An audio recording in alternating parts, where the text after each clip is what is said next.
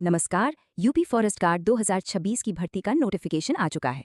तो चलिए इस पूरी भर्ती प्रक्रिया को स्टेप बाय स्टेप समझते हैं ताकि आपकी तैयारी की राह एकदम साफ हो जाए। तो सबसे पहले बात करते हैं कि मौके कितने हैं। उत्तर प्रदेश अधीनस्थ सेवा चयन आयोग यानी यूपीएसएससी ने फॉरेस्ट गार्ड और वाइल्ड लाइफ गार्ड के लिए कुल मिलाकर 708 पद निकाले हैं। आज हम क्या क्या कवर करने वाले हैं। सबसे पहले भर्ती का एक ओवरव्यू लेंगे, फिर जानेंगे कि कौन अप्लाई कर सकता है। इसके बाद सबसे जरूरी नया एग्जाम पैटर्न क्या है, फिर फिजिकल टेस्ट की बात करेंगे और आखिर में सारी जरूरी तारीखें और फीस को समझेंगे। तो चलिए सबसे पहले इस भर्ती पर एक सरसरी निगाह डालते हैं कि आखिर ये है क्या। जैसा कि मैंने बताया, ये भर्ती यूपीएसएससी करवा रहा है और ये राज्य के वन विभाग में नौकरी पाने का एक बहुत बड़ा मौका है। अब ये जो 708 पद हैं, ये बंटे कैसे हैं? तो देखिए, इसमें वन रक्षक और वन्यजीव रक्षक की पोस्ट हैं और दोनों ही कैटेगरी में जनरल और स्पेशल दोनों तरह की वैकेंसी शामिल हैं। चलिए अब ये देखते हैं कि इन पदों के लिए कौन कौन आवेदन कर सकता है, मतलब एलिजिबिलिटी क्राइटेरिया क्या है। देखिए, शर्तें काफी सीधी हैं। सबसे जरूरी, आपके पास यूपी पीईटी 2025 का वैलिड स्कोर होना चाहिए। साथ ही किसी भी स्ट्रीम से 12वीं पास होना जरूरी है और उम्र 18 से 40 साल के बीच होनी चाहिए। अब आते हैं इस भर्ती के सबसे जरूरी, सबसे बड़े बदलाव पर, यानी रिटन एग्जाम। इस बार इसका पैटर्न पूरी तरह से बदल गया है।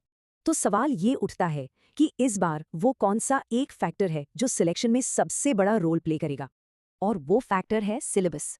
देखिए, इस बार एनवायरनमेंट यानी पर्यावरण अकेले 50 नंबर का है, मतलब पूरे पेपर का 50% वेटेज सिर्फ एक सब्जेक्ट का है।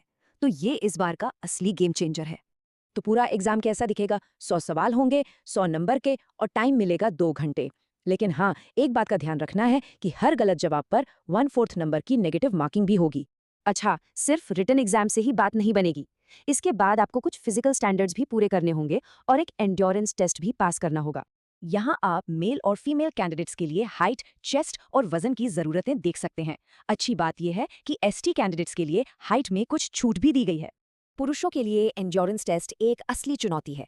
आपको 10 किलो का वजन लेकर 4 घंटे के अंदर 25 किलोमीटर पैदल चलना होगा।